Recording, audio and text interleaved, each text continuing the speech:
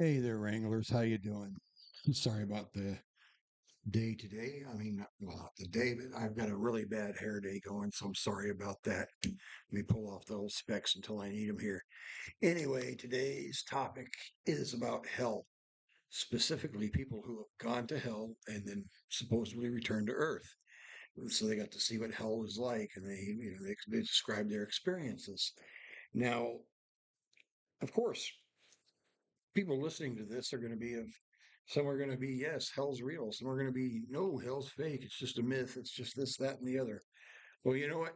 Neither of us know. Neither side of this knows the answer. Okay. Lack of evidence doesn't prove lack of existence. A lot of people are total atheists, where they don't believe in anything that can't be proven scientifically.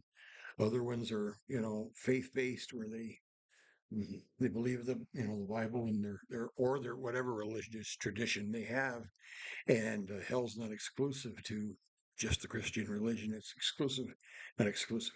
It's talked about in other religions as well too. A type of hell. But so now that you know that, let me do a quick shout out. Like and subscribe, please, and tell your friends.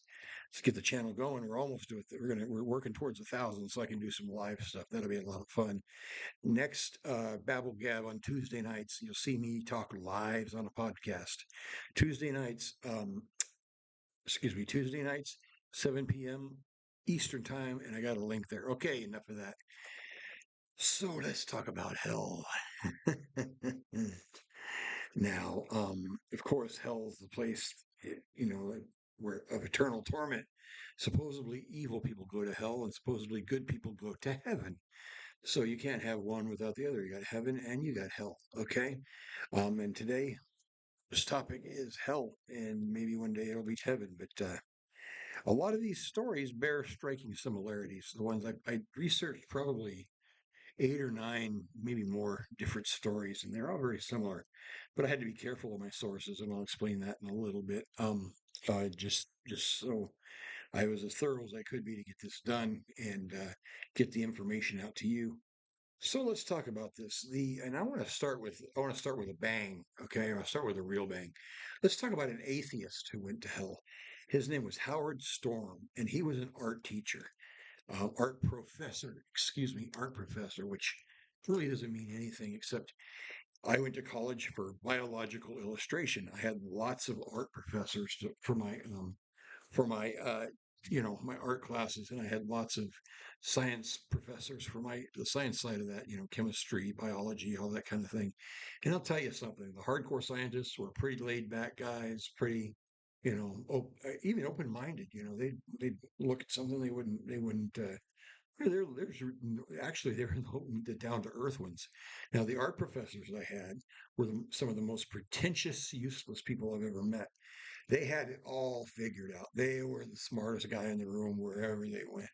They were basically reveling in self-assuredness and incompetence. And the reason they are professors is because they couldn't make a living selling art. I remember one time I got in an argument with some friends of mine, and I said, "This guy's a useless piece of crap." He is this professor we were talking about. And they said, "Well, he sells." And I'm like, "What?" He goes, He sells his art." I said, "I sell my art." And they all looked at me like I was crazy. I said, "Yeah, I've got it was true. I had over like $5,000 in commissions. I was a full-time student, and I'd made about 5 grand that year selling art, from commissions to all kinds of stuff. I'd made a lot of money." And so I said, and I basically came back. I said, "Selling's nothing." I said, "You just got to find your audience and do that. That doesn't mean that you're smart. That doesn't mean that you're good. It doesn't mean anything other than, you find your audience, and somebody wants to buy your crap, okay, or whatever."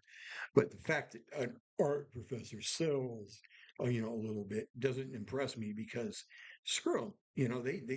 They were selling enough. They wouldn't have to be teaching, okay? So anyway, there's my rant. Okay, so this first guy that went to hell was an atheist art professor, and he basically he had a base. I think he had a heart condition, and he went down. He technically died. He coded, and then they brought him back, and he described what it was. He said he started falling down this deep, deep, deep hole, and when he got down to the bottom there, these creatures met him, these very bizarre creatures met him, and started to take him to the gates of hell, and that, and they were mocking him and biting at him and tearing at his flesh and telling him what a useless piece of crap he was, and they led him, they were leading him into this. It was very hot. They said he didn't see flame; he just saw darkness and heat. I mean, darkness and heat in these creatures. And he, for whatever reason, in his mind, he yelled, "Jesus, help me!" And when he said that, he started feeling like he was elevating back up to earth. And once he came back to the living, and they saved him, he quit his job as an art professor and became a full-time minister. And so to this day, he's a minister, a Christian minister. And so it changed this man. We talk about experiences. We experience real or not. Well, sometimes one of the most telling signs that a experience is real is if it changes your life. It's not 100% guarantee, but it is a pretty damn good guarantee. If you have a real experience, it's going to change you. Okay. And this guy was changed. The next guy we had was kind of a gangster guy. Okay. He wasn't very religious. He probably had a religious background or something, but it didn't occur to him, wasn't in his forefront of his mind. He wasn't a partitioner of or parishioner of any church or anything like that. And he got sideways in a gang situation. He got shot in the head. And he said he started drifting away down, down, down before they even put him in a coma. They picked him up, got him in an ambulance, got him to the hospital and put him in a coma. And he laid in a coma for like 27 days. Well, they made him, he got very lucky that he survived the gunshot to his head, but he went down, down, down, down, down. And same exact, almost the exact same story. He goes down there, darkness and just complete, you know, I don't know, complete darkness and heat. And these creatures met him and started, you know, basically insulting him, biting at him, you know, trying to push him along and all that. And he finally came back. Again, he prayed and he came back and went back into the his body, and he, once he came out, he changed his ways. He got very devoted to religion. He would spend time at church and doing church activities. So he didn't become a minister, but he became a very devout religious person after this. And I'm going to break away here for a second. Some very important emotions go on whenever these guys go to hell. One of them is you encounter these things at first, and you see the tortures, and you see the heat, and you just see absolutely horrible, horrible things. Sometimes you experience those things. They said you can't even put it into words how bad some of this stuff was. One guy kind of described it as there's millions of people down there in hell. There's no flame, but it was just hot, like the rock was almost molten, and people were standing on ledges around the rock and just screaming and yelling, and thousands and thousands of people and thousands of demons. He said millions, but it's just a crowded, ugly, smelly place is what he was describing. He smelled, sulfur and bodies and all that kind of stuff. The other thing that happens eventually is you're isolated. You're basically, a lot of people have said this, they're just isolated by themselves, no contact with anything, not the demons, not anything. And they realize that they are even isolated from God. What does that mean? That means all hope's gone. They can't God doesn't even look at them. God doesn't know I should say God probably does know they're there, but I mean, they're just basically completely cut off from God. They're completely cut off from anything good. They're completely cut off, and nobody's thinking about them. Nobody's worrying about them. Nobody's dealing with them. Nobody's taking care of them. They're not special. They're just stuck in isolation for God knows how long. In fact, some people say that true hell is isolation from God, and that could be part of it there. And so evolves. Some of them describe this type of experience where they're sitting there isolated, and just almost in a, I don't know how to say it, a hot, quiet, horrible place. Where it's hard to breathe, and it's just, no one's there to help you. No one's remembered you. Even knows you're there. It's similar to what the French used to do to people as a punishment. There's a thing the French did. It was called an oubliette. Basically, they had a cell kind of underground, and they dig a hole into it, and it was a cell, a regular jail cell, and they dig a hole down into it. Except it didn't have no bars. It was just like a room underground, and they put the prisoner down in that.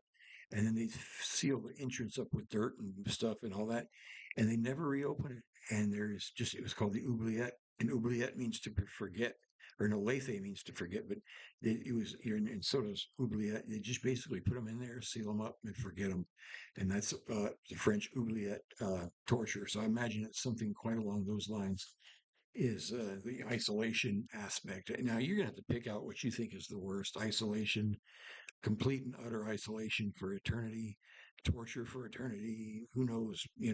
What else could be? And in several of them said there's no fire in hell. It's just there's heat, but there's no fire because basically the Bible says in the end days, the lake of fire will be where God throws this, Satan and all that, and that's consistent biblically because I always wondered about that. And there's going to be a lake of fire, but in this case, the lake of fire hasn't done it's not the end times yet, so there's no lake of fire yet, or nobody's going into the lake of fire. They're just suffering in hell.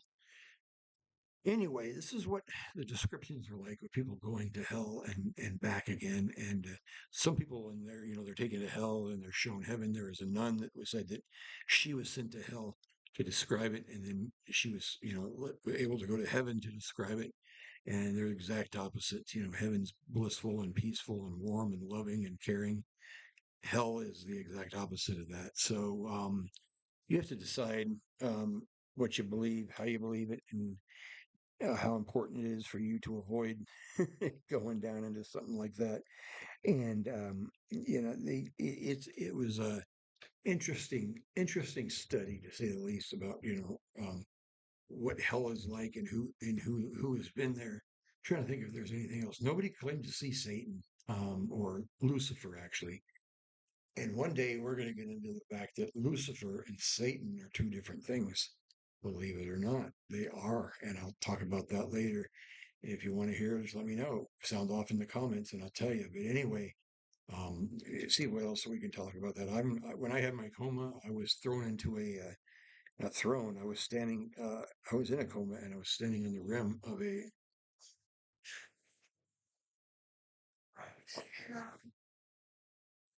Shut up! I'm recording.